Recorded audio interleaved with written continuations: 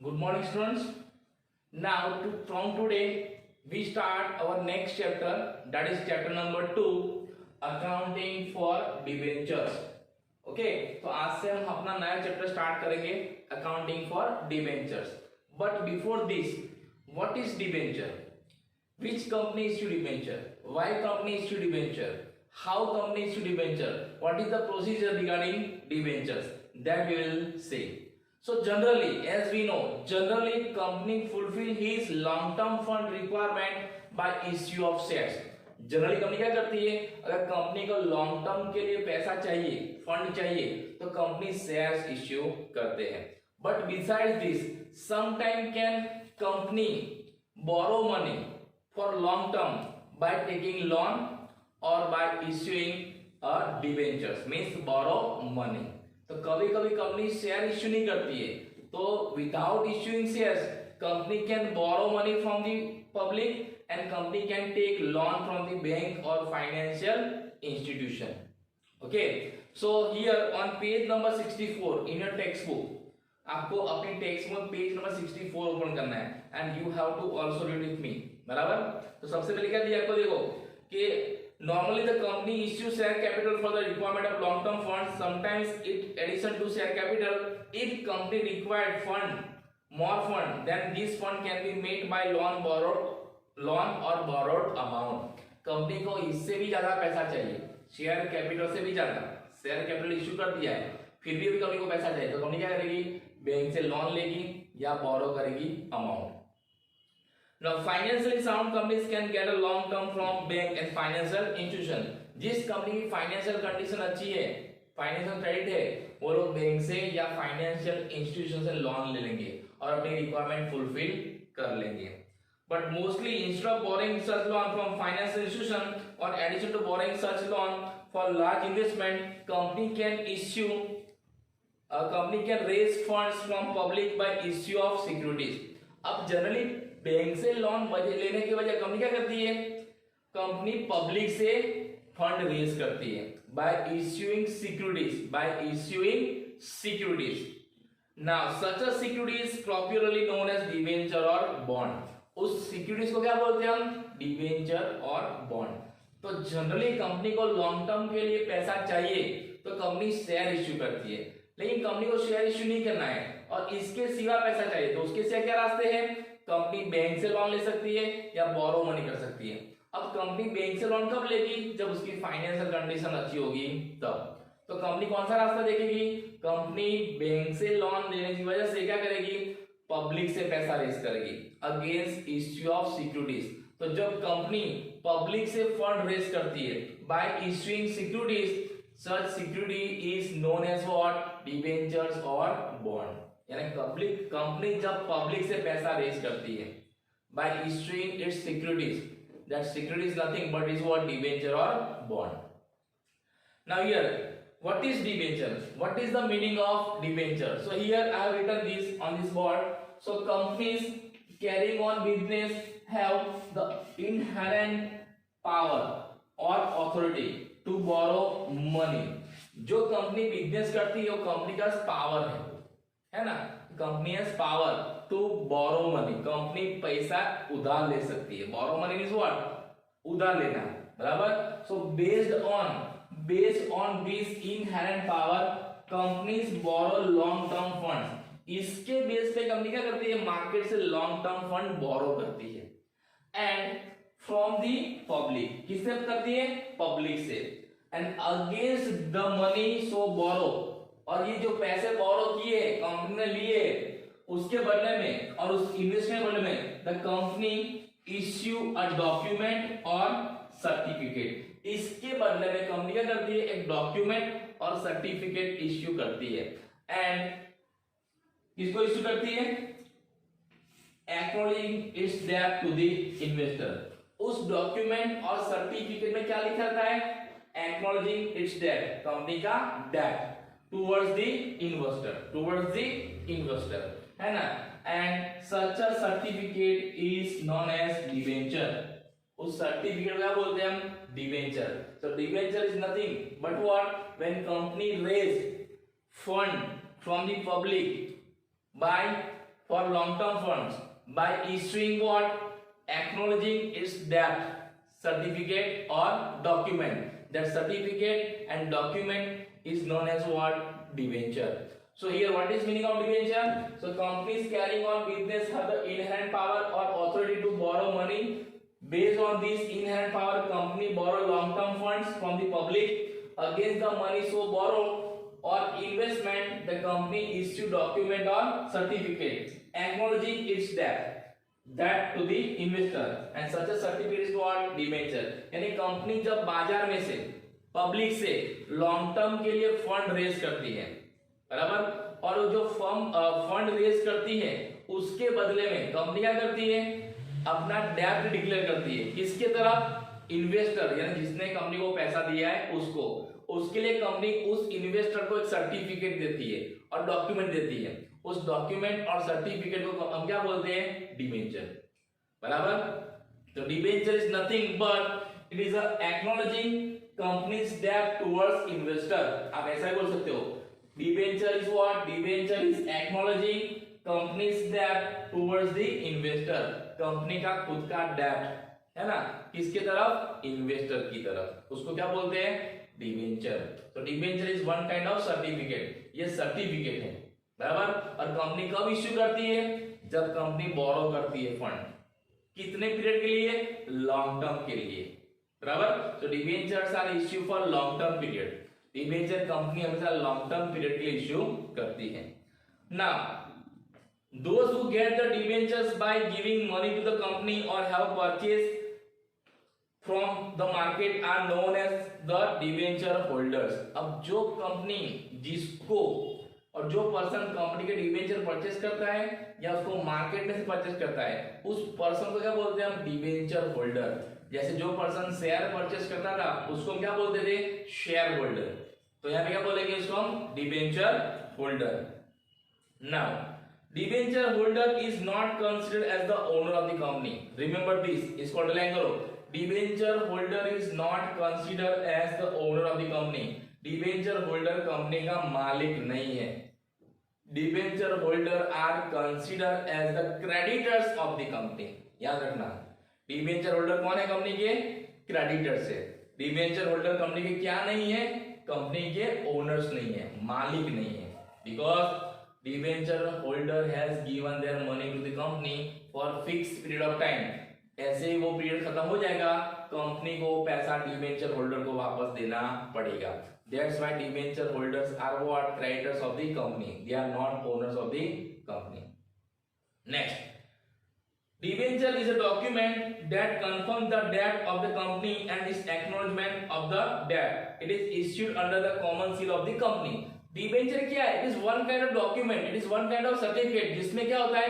Company acknowledge करती है उसका डेब्ट टुवर्ड्स द इन्वेस्टर, और उसमें क्या होता है? कंपनी का कॉमन सील। कंपनी का कॉमन सील उसमें लगा रहता है, बराबर, उस डॉक्यूमेंट के अंदर। नाउ कंपनी हैज टू पे interest a specified rate and on specified time on amount invested by the debenture holder in the company in according with the agreed terms.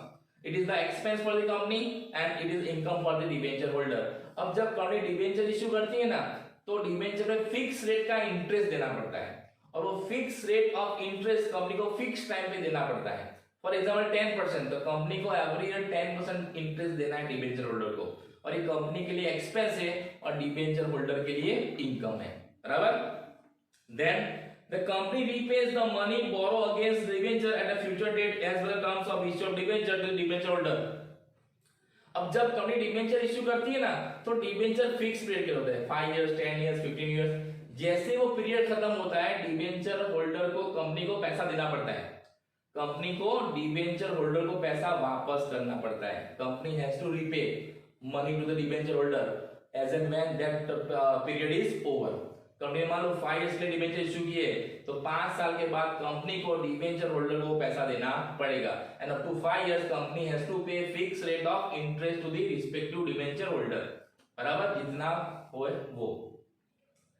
Then a certificate which is issued debenture holder by company contains the name of debenture holder, number of the debenture, amount for debenture, serial number of debenture, rate of interest payable, time for payment of interest and also show the when the debentures money will be paid in the future date.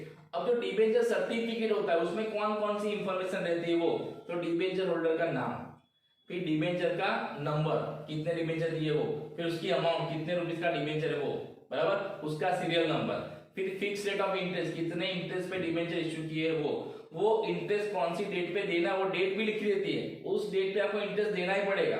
उसके बाद future में debenture कब redeem करने हैं, उसके पैसे कब वापस देने हैं, वो डेट भी इसमें लिखी रहती है। ये सारी इंफॉर्मेशन इस डॉक्यूमेंट के अंदर लिखी रहती है, बराबर।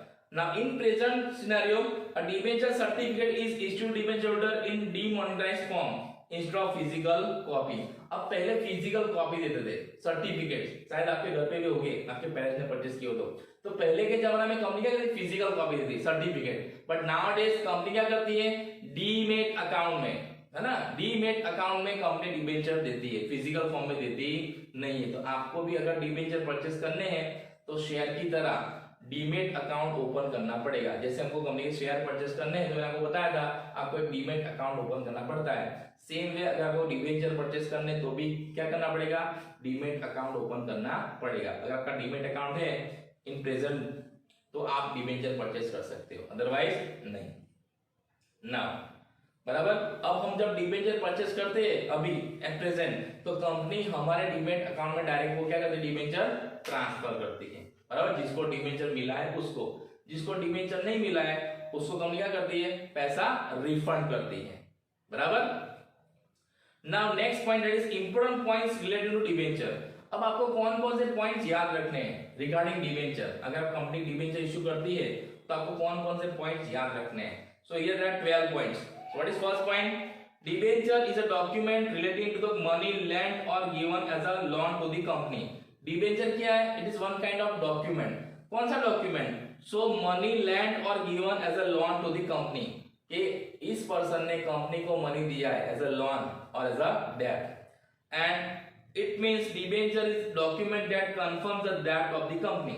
अगर आप शॉर्ट में लिखना चाहते हो व्हाट इज डिबेंचर, अगर आपको इतना मीनिंग लिखना नहीं है, if you are not remember this then it is a very short meaning of debenture. What is debenture, underline this, debenture is a document that confirms the debt of the company. So debenture is nothing but it is one kind of document that confirms the debt of the company. ये company का क्या है, debt, बराबर। Now debenture is a security that means fixed rate of interest on which the interest is payable on a predetermined date। अब debenture जो होते हैं उसको फिक्स रेट पे इंटरेस्ट मिलता है, 5%, 10%, 20%, जितना कंपनी ने इश्यू टाइम पे बोला होगा उतना इंटरेस्ट डिबेंचर होल्डर को कंपनी को देना पड़ेगा फिक्स टाइम पे, बराबर ना। इसके लिए कंपनी प्रॉफिट करे या लॉस करे इसके कोई रिलेशन नहीं है। तो कंपनी प्रॉफिट करती है तो भी फिक्स डिविडेंड देना है और कंपनी लॉस करती है तो भी fix rate of dividend debenture holder को देना है। शेयर में क्या था, शेयर होल्डर को क्या मिलता था, डिविडेंड, और डिविडेंड कब मिलता है, जब कंपनी प्रॉफिट करती है उसी केस में। बट डिबेंचर होल्डर को क्या मिलता है, इंटरेस्ट, और वो भी कैसा, फिक्स रेट, और कब, कंपनी प्रॉफिट करे या लॉस करे, कंपनी को डिबेंचर होल्डर को इंटरेस्ट देना है। ये डिफरेंस है शेयर एंड डिबेंचर में, बराबर। तो अपनी कंपनी ने अगर डिबेंचर इश्यू किए तो फिक्स रेट ऑफ इंटरेस्ट देना पड़ेगा, कंपनी प्रॉफिट करे या लॉस करे। लेकिन अगर शेयर इश्यू किए है तो डिविडेंड कब देना है, कंपनी जब प्रॉफिट करती है तब। लॉस करती है उस केस में डिविडेंड दिया जाता नहीं है। लेकिन डिबेंचर होल्डर को इंटरेस्ट देना पड़ेगा, कंपनी प्रॉफिट करे या लॉस करे, बराबर। Now third point, interest on debenture is payable at fixed rate and debenture are known by that rate. अब डिबेंचर जब कंपनी इश्यू करती है ना तो उस पे फिक्स रेट रहता है कि कितना परसेंट डिबेंचर होल्डर को इंटरेस्ट देना है। तो डिबेंचर उसके नाम से जानाते हैं, बाय रेट ऑफ इंटरेस्ट। अगर मान लो 8% इंटरेस्ट देना है तो 8% डिबेंचर्स, 9% इंटरेस्ट देना है तो 9% डिबेंचर्स। तो डिबेंचर उसके नाम से जाने जाते हैं, किसके नाम से, परसेंटेज।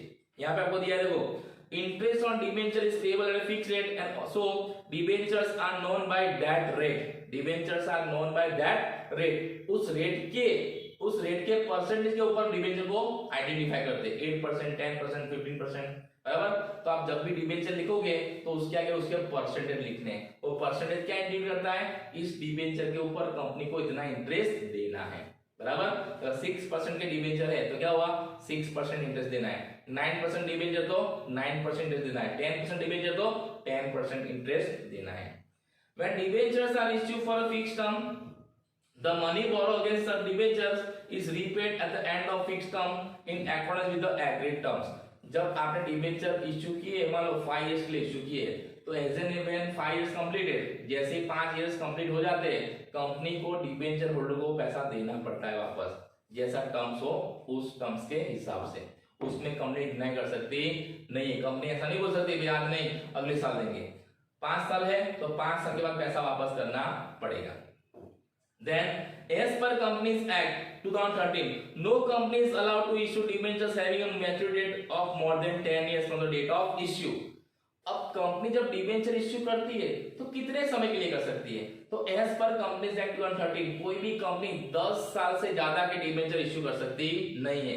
यानी आज जब डिबेंचर इश्यू किए हैं मान लो कंपनी ने, तो विद इन 10 इयर्स उसके पैसे उसको वापस देने पड़ेंगे। 10 साल से ज्यादा पैसा कंपनी रख सकती नहीं है, बराबर। तो कोई भी कंपनी 10 साल से ज्यादा वाला डिबेंचर इश्यू कर सकती नहीं है। उसको मैक्सिमम 10 इयर्स, हाँ 10 से कम कर सकती है, 5 साल 6 साल 7 साल, बराबर। लेकिन 10 साल से ज्यादा के समय के लिए डिबेंचर इश्यू कर सकती नहीं है। अगर आपकी कंपनी आज के डेट में कोई डिबेंचर इश्यू करती है तो वो डिबेंचर होल्डर को पैसा आपको मैक्सिमम 10 इयर्स में वापस करना है, बराबर, maximum. But however a company engaged in infrastructure project can issue debenture for more than 10 years but not exceeding 30 years. अब जो कंपनी इंफ्रास्ट्रक्चर बिजनेस में है वो कंपनी 10 साल से ज्यादा समय के लिए डिबेंचर इश्यू कर सकती है, बट नॉट एक्सीडिंग 30 इयर्स, 30 साल से ज्यादा नहीं। सो which companies can issue debentures more than 10 years? The company which are engaged in which business? Infrastructure है कंस्ट्रक्शन। अगर आपकी कंपनी कंस्ट्रक्शन बिजनेस में, इंफ्रास्ट्रक्चर में, तो आपकी कंपनी 10 साल से ज्यादा समय के लिए डिबेंचर इश्यू कर सकती है, लेकिन मैक्सिमम कितना, 30 इयर्स, 30 साल से ज्यादा नहीं। लेकिन आपकी कंपनी का इंफ्रास्ट्रक्चर बिजनेस नहीं है, कोई दूसरा नॉर्मल बिजनेस है, तो उस केस में आपकी कंपनी 10 साल के लिए मैक्सिमम डिबेंचर इश्यू कर सकती है, 10 साल से ज्यादा नहीं। तो याद रखना, which company can issue more than 10 years debentures? The company which are engaged in infrastructure business, बराबर। नाउ और maximum what is period, 30, maximum 30 years के लिए डिबेंचर इश्यू सकते हैं, उससे ज्यादा नहीं। इंफ्रास्ट्रक्चर में, जनरल बिजनेस में maximum 10 years. Debentures can be issued with or without charge on the assets of the company, charge on the assets, debt, mortgage और hypothecation. अब कंपनी जब डिबेंचर इश्यू करती है तो कंपनी अपनी असेट्स मॉर्गेज करती है समटाइम, और समटाइम मॉर्गेज नहीं करती है। तो with and without mortgage, with mortgage and without mortgage debenture issue कर सकती है। मॉर्गेज यानी क्या, कंपनी अपनी असेट्स डिबेंचर होल्डर को मॉर्गेज करती है। अगर कंपनी डिबेंचर होल्डर को समय पर पैसा वापस नहीं करती है तो डिबेंचर होल्डर वो असेट सेल करके अपना पैसा ले सकते हैं, है ना, उसको बोलते हैं मॉर्गेज, मॉर्गेज डिबेंचर, है ना। Then usually debentures are listed on stock exchange after the issue thereof and purchase or sales of debentures are traded at the stock exchange. Share की तरह डिबेंचर का भी ट्रेडिंग होता है, बाइंग एंड सेलिंग। डिबेंचर भी stock exchange में listed होते हैं। जैसे इश्यू के बाद डिबेंचर स्टॉक एक्सचेंज में लिस्टेड होते हैं, आप डिबेंचर को बाय एंड सेल कर सकते हो, है ना, स्टॉक एक्सचेंज में। And the market value of such debentures could be more than और less than the price of issue. अब जब कंपनी डिबेंचर इश्यू करती है उसके बाद उसका स्टॉक एक्सचेंज में लिस्टिंग होता है, उसके बाद उसकी प्राइस जो इश्यू प्राइस है उससे ज्यादा भी हो सकती है, उससे कम भी हो सकती है। मान लो कि मेरी कंपनी ने 100 रुपए में डिबेंचर इश्यू किए हैं, अब मैंने उसको लिस्टेड कर दिया स्टॉक एक्सचेंज में। अब इसका वैल्यू 100 रुपए से ज्यादा भी हो सकता है, 200 भी हो सकता है, और 100 रुपए कम 100 से लेस 50, 60, 70 भी हो सकता है, बराबर। तो डिबेंचर क्या बाइंग सेलिंग भी कर सकते हैं, and it depends on companies performance, है ना, कंपनी प्रॉफिट क्या करती है, कंपनी का न्यूज क्या है, इंटरनल मैटर क्या है ना, ये सब। Then if the terms of the issue of debenture so provide the debentures can be converted into shares. अगर कंपनी ने जब डिबेंचर इश्यू किए उस टाइम कंपनी ने बोला है कि ये शेयर्स, ये डिबेंचर शेयर्स में कन्वर्ट हो सकते हैं, तो कंपनी डिबेंचर को शेयर्स में कन्वर्ट कर सकती है अगर इश्यू टाइम पे बोला है तो। Then debentures are shown as a long-term borrowings under the heading of non-current liabilities or equities and liabilities side in the balance sheet. So where debentures are shown in balance sheet? अगर आपको ऐसा question होता है where debentures are shown in balance sheet. तो किस side equities and liabilities, under which head, under non current liabilities, under non current liabilities, याद रखना। Debenture holder do not have any voting right in the matter of company, debenture holder vote कर सकते नहीं है, like share holder. Share holder company में voting कर सकते हैं लेकिन डिबेंचर होल्डर नहीं कर सकते, क्यों? Because share holder are the real owner of the company and debenture holder are the creditors of the company, that's why debentures cannot be forfeited by any debenture holder does not pay any amount on debenture। Company debentures पे अगर कोई debenture holder पैसा पे नहीं करता है ना, first call या सेकंड कॉल, तो कंपनी डिबेंचर फॉरफिट कर सकती नहीं है, लाइक शेयर। जैसे शेयर में अगर पैसा नहीं दिया है तो कंपनी क्या करती है, शेयर फॉरफिट कर देती, लेकिन डिबेंचर के केस में कंपनी डिबेंचर कभी फॉरफिट कर सकती नहीं है, क्यों? कि डिबेंचर होल्डर को फिक्स रेट ऑफ इंटरेस्ट देना है, उसने जितना पैसा दिया होगा कंपनी उतने अमाउंट पे उसको इंटरेस्ट देगी, इसलिए कंपनी उसका फॉरफिट करती नहीं है। और डिबेंचर का है कंपनी का डेब्ट, बराबर। जब शेयर में क्या होता है, कंपनी का वो कैपिटल है और उसमें कंपनी को डिविडेंड देना पड़ता है, बराबर, इसलिए। Then in the event of the liquidation of company the debenture holders are repaid their money back for the payment of equity shareholders। जब कंपनी का लिक्विडेशन होता है, कंपनी बंद हो जाती है, कंपनी शटडाउन होती है, उस समय डिबेंचर होल्डर को उनका पैसा पहले मिलता है, किससे पहले? बिफोर इक्विटी शेयर होल्डर, बराबर। तो these are the points regarding issue of debenture. Now next point is what types of debenture. So there are 4 types of debenture, आपको याद रखने हैं। पहले कौन से? On the base of securities, उसमें कौन है? सिक्योर और मार्केट डिबेंचर और अनसिक्योर डिबेंचर। सिक्योर डिबेंचर है क्या? So when these type of debentures are issued some or all of the assets of the company are given as a security। इसमें company जब debenture issue करती है ना तो अपनी असेट सिक्योरिटी तौर पे देती है, उसको बोलते हैं सिक्योर डिबेंचर, बराबर। In other words charge is created on the assets of the company, such charge could be of 2 types, fixed charge और फ्लोटिंग चार्ज। अब कंपनी जब डिबेंचर इश्यू करती है तो अपनी असेट्स चार्ज करती है, बराबर, उसमें 2 चार्ज होते हैं, there are 2 types of charge, fixed charge and floating charge. Now what is fixed charge?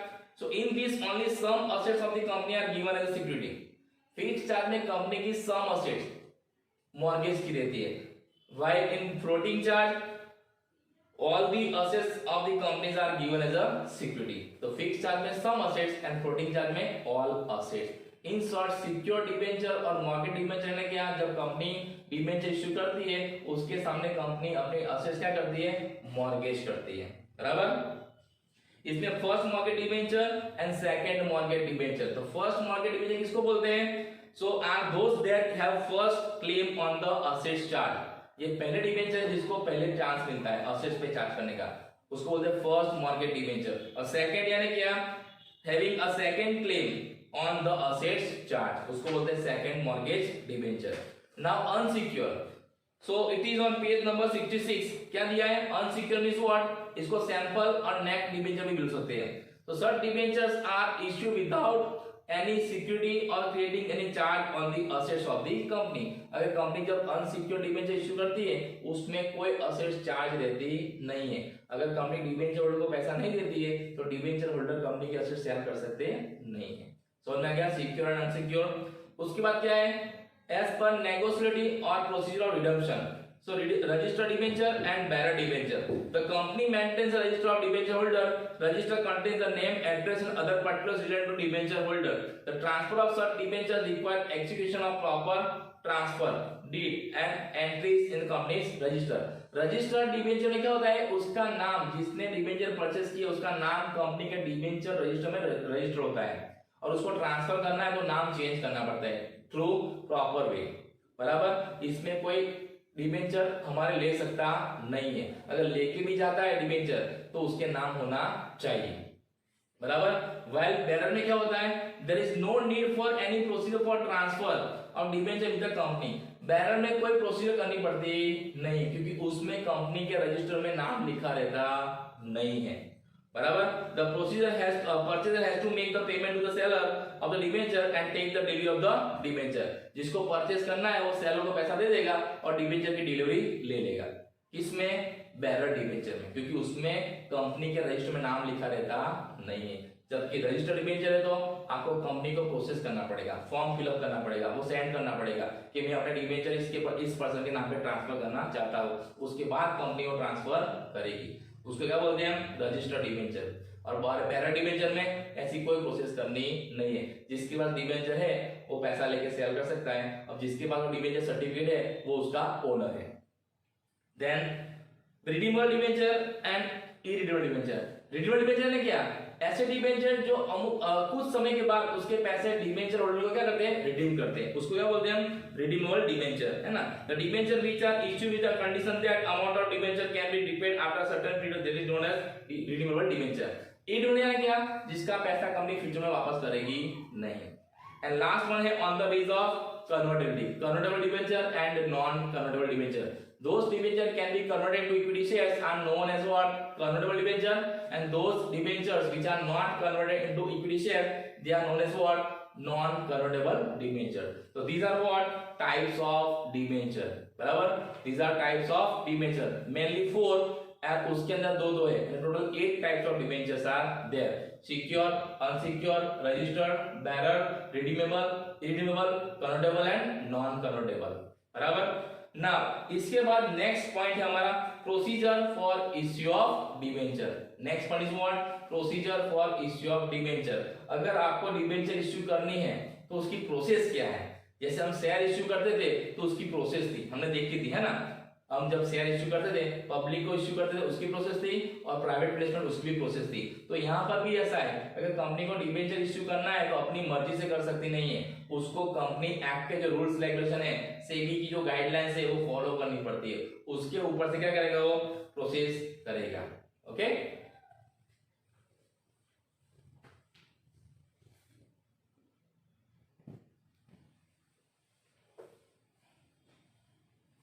So on page number 66, these points are given for procedure for issue of debentures. So what is first one? When company has decided to issue debentures, a resolution is passed at the meeting of board of directors of company. The resolution should be state the number of debentures, कितने number debenture issue करने हैं, then amount per debenture, कितने rupees का debenture रखना है, then total amount of debenture, total amount कितनी होगी debenture की, then rate of interest, कितना इंटरेस्ट हम लेंगे, then date of redemption and other terms. date of redemption यानी कब डिबेंचर का पैसा रिडीम करना है, कब वापस करना है, ये सारी इंफॉर्मेशन यहाँ पे डिस्कस होती है। कब? बोर्ड मीटिंग में। और एक रिसोल्यूशन पास होता है, उस रिसोल्यूशन में ये सारी चीज लिखी रहती है कि कितने डिबेंचर इश्यू करने हैं, एक डिबेंचर का प्राइस कितना होगा, टोटल अमाउंट कितना होगा, इंटरेस्ट कितना लेंगे, कितने समय के लिए डिबेंचर इश्यू करेंगे, ये सारी मैटर्स उसमें डिस्कस होती है। पहले स्टेप ये होता है, पहली मीटिंग में डिस्कस होता है कि डिबेंचर इश्यू करना है कि नहीं करना है, करना है तो कितने करना है, उसका प्राइस कितना रखना है, कब रिडीम करना है, कितना इंटरेस्ट देना है। बराबर। ये सारी कंडीशन उस बोर्ड मीटिंग में डिस्कस होती है और उसके लिए रिसोल्यूशन पास होता है। दूसरा, company act and provision and service should be Companies Act and SEBI's provision should be considered at the time of issue of debenture. अगर कोई कंपनी डिबेंचर इश्यू करना चाहती है तो उसको कंपनीज एक्ट में जो प्रोविजंस है और सेबी की जो प्रोविजंस और गाइडलाइंस है वो फॉलो करना है। अपनी मर्जी के से वो डिबेंचर इश्यू कर सकती नहीं है। सेबी एंड कंपनी एक्ट के जो भी रूल्स है, प्रोविजन है, गाइडलाइंस है वो फॉलो करनी पड़ती है। Then a company should issue a prospectus or statement in lieu of prospectus with proper information inviting the public to subscribe the debenture. जैसे हम शेयर इश्यू करते थे उस समय पर भी कंपनी क्या करती थी? एक प्रोस्पेक्टस देती थी, किसको? शेयर इन्वेस्टर्स को। तो यहाँ पर भी कंपनी डिबेंचर इश्यू करना चाहती है तो कंपनी को भी क्या करना है? प्रोस्पेक्टस इश्यू करना है ना, पब्लिक को, जिसमें कंपनी के सारे इंफॉर्मेशन लिखी रहती है। स्टेटमेंट और statement in lieu of prospectus, prospectus और statement in lieu of prospectus, दोनों में से एक इश्यू करना है, उसमें कंपनी की सारी इंफॉर्मेशन भी दिखानी है। Then the procedure for the issue of debenture is very much similar to that of issue of shares. Company has to prepare a separate application form for the public to subscribe the debenture. जैसे हम share issue करते थे उसकी जो process थी, same process debenture में है। यहाँ पर भी कंपनी को एप्लीकेशन फॉर्म बनाना है और जिसको कंपनी के डिबेंचर चाहिए वो एप्लीकेशन कंपनी को करेगा। Then allotment of debenture should be equal to number of issued debenture against the number of debenture application issued. For this company has to open separate bank account in scheduled bank.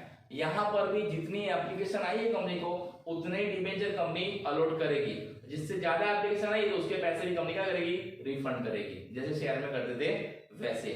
और इसके लिए company को scheduled bank में account open करना पड़ेगा। याद रखना कौन सी बैंक में, scheduled bank. Then, as per the Act Rule of Companies Act 2013, minimum subscription should be 90% of issued amount. 90% subscription होना चाहिए, जैसे शेयर में था वैसे।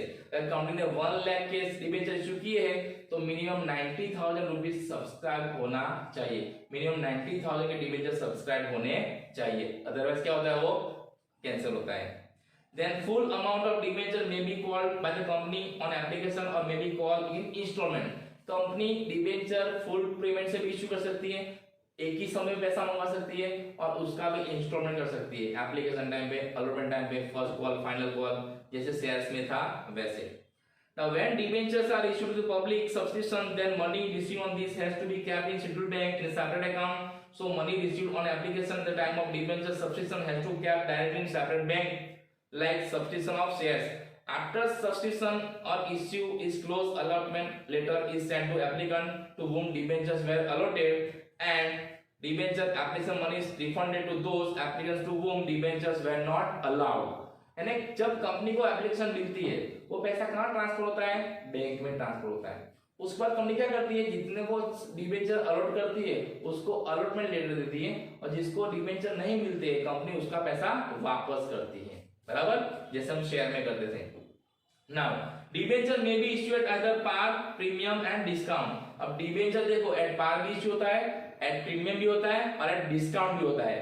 और शेयर क्या था, शेयर कंपनी सिर्फ at premium and at par दो ही तरीके से इश्यू कर सकती है। Company share at par and premium issue कर सकती है, जबकि debenture company at par, at premium and discount तीनों तरीके से इश्यू कर सकती है।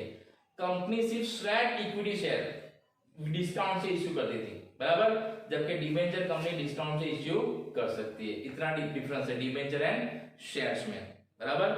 And the rate of premium और discount is to be decided by board of directors. जब कंपनी डिबेंचर इश्यू करती है वह प्रीमियम से करती है या डिस्काउंट से करती है, तो उसका रेट कौन डिसाइड करता है, तो कंपनी के डायरेक्टर्स। तो आपको ये एमसीक्यू आ सकता है, the rate of debenture issue at premium और discount are decided by blank. तो आपको ऑप्शन देखिए, company secretary, board of directors, managing directors और ऑल। तो कौन करेगा, बोर्ड ऑफ डायरेक्टर्स, बराबर। तो ये हो गए आपके points regarding process. Now next point is what, accounting effect for issue of debenture. अब जब कंपनी डिबेंचर इश्यू करती है तो उस टाइम उसकी अकाउंटिंग इफेक्ट क्या होगी, वो हमको इस चैप्टर में देखना है। जैसे हमने शेयर्स में देख लिया कि कंपनी जब शेयर्स इश्यू करती है तो उसकी अकाउंटिंग इफेक्ट क्या होती थी, तो उसके लिए हमने जनरल एंट्रीज पास की थी, बराबर। तो यहाँ पर भी आपको जनरल एंट्रीज पास करनी है कि जब कंपनी डिबेंचर इश्यू करती है तो बुक्स में कौन कौन सी जनरल एंट्रीज आती है और कैसे आती है। तो यहाँ पे को पहला दिया है, देखो issue of debentures at par. अगर company debenture at par issue करती है उसमें क्या बोला है, when the full amount of debenture are called up at time, यानी फुल अमाउंट एक ही साथ में मंगवा लिया। तो एंट्री क्या आएगी आपकी, जब पैसा मिलेगा तब, तो bank account debited to blank percent, या ब्लैंक परसेंट लिखा है तो ब्लैंक में क्या लिखना है, रेट ऑफ इंटरेस्ट। जितना रेट ऑफ इंटरेस्ट से कंपनी ने इश्यू किया है वो यहाँ पे परसेंट लिखना है, 8 तो 8%, 9 तो 9%। सो blank percent debenture application allotment account. Application and allotment account साथ में आएगा जब कंपनी एक साथ में पैसा मंगवाती है तब। दूसरी एंट्री कौन सी आएगी, when application and allotment money transfer to debenture account. So blank percent debenture application allotment account debited to blank percent debentures account. ये दो एंट्री आएगी अगर कंपनी एक ही साथ में सारा पैसा मंगवा लेती है तो। क्लियर, आपको एग्जांपल दिया है, देखो कि company issue 8,009% debentures of ₹100 each, the full amount on debenture was called up on application, it was received. तो पहली एंट्री क्या होगी, bank account debited to 9% debenture application allotment account, 8,000 into 100 तो कितना आएगा, 8 लाख। अब जब कंपनी इसका पैसा डिबेंचर अकाउंट में ट्रांसफर करेगी तो एंट्री क्या होगी, 9% debenture application allotment account debited 8 lakh to 9% debenture account 9 lakh. तो ये एंट्री कौन सी हो गई, जब कंपनी क्या करती है एक ही समय पे सारा पैसा मंगवाती है तो सिर्फ दो एंट्री आएगी, याद रखना। बराबर। उसमें एप्लीकेशन एंड अलॉटमेंट अकाउंट दोनों डेबिट करना है और क्रेडिट करना है। जब पैसा मिलता है तो क्रेडिट करना है, जब उसको ट्रांसफर करते हैं डिबेंचर में तो उसको डेबिट करना है। Now when the amount of debenture is called off on installment, अब जब कंपनी इंस्टॉलमेंट में पैसा मंगवाती है तो उस समय कौन सी एंट्री आएगी? तो जैसे शेयर्स में हमने देखा था on application, on allotment, on first call, on final call, same entries we have to pass here in debenture. हमको डिबेंचर में सेम एंट्री पास करनी है जो हम शेयर्स में पास करते थे। सिर्फ डिफरेंस क्या है, वहां पर हम इक्विटी शेयर लिखते थे और यहाँ पे आपको लिखना है ब्लैंक परसेंट डिबेंचर, उतना ही डिफरेंस है। जैसे कि एप्लीकेशन का पैसा मिलता था हमको शेयर्स में तो क्या एंट्री करते थे हम, bank account debited to equity share application. यहां पर क्या करना है, bank account debited to blank percent debentures application account. Equity share की जगह डिबेंचर वर्ड यूज करना है और उसका आगे परसेंटेज लगाना है, जो परसेंट आपको दे दिए होंगे एग्जाम में कि कितने परसेंट के डिबेंचर है वो। तो यहाँ पर आपको एंट्रीज दिए, देखो on receipt of application money entry क्या है, bank account debited to 9% debenture application account. उसके बाद एप्लीकेशन का मनी ट्रांसफर करते डिबेंचर, तो एंट्री क्या आएगी, 9% debenture application account debited to 9% debenture account. उसके बाद ज्यादा एप्लीकेशन है उसका पैसा वापस करते तो क्या एंट्री आएगी, 9% debenture application account debited to bank. जैसे हम शेयर्स में करते वही एंट्रीज है, बराबर। जब अलॉटमेंट का पैसा मंगवाते तब, बराबर, when allotment money is due तो कौन सी एंट्री आती है, 9% debenture allotment account debited to 9% debenture account. अब जब अलॉटमेंट का पैसा मिलता है तब एंट्री क्या आएगी, bank account debited to 9% debenture allotment account. फिर कंपनी जब फर्स्ट कॉल मंगवाती है तो उसकी एंट्री आपको दी, देखो 69 पेज पे क्या दिया है, 9% debenture call account debited to 9% debenture account. और जब कॉल के पैसे मिलते हैं तो क्या एंट्री आती है, bank account debited to 9% call account, 9% debenture call account. तो जो हमने शेयर्स में एंट्री पास की थी वही एंट्रीज आपको यहाँ पर पास करनी है, उसमें कोई डिफरेंस नहीं है एंट्रीज में। सिर्फ डिफरेंस क्या है, नंबर ऑफ डिबेंचर आएगा वो और डिबेंचर में कितना पैसा मंगवाया है वो, और उसमें हम इक्विटी शेयर लिखते थे, यहाँ पर क्या लिखना है आपको, blank percent debenture. Blank percent यानी जितने परसेंट के डिबेंचर उतने अमाउंट आप लिखनी है।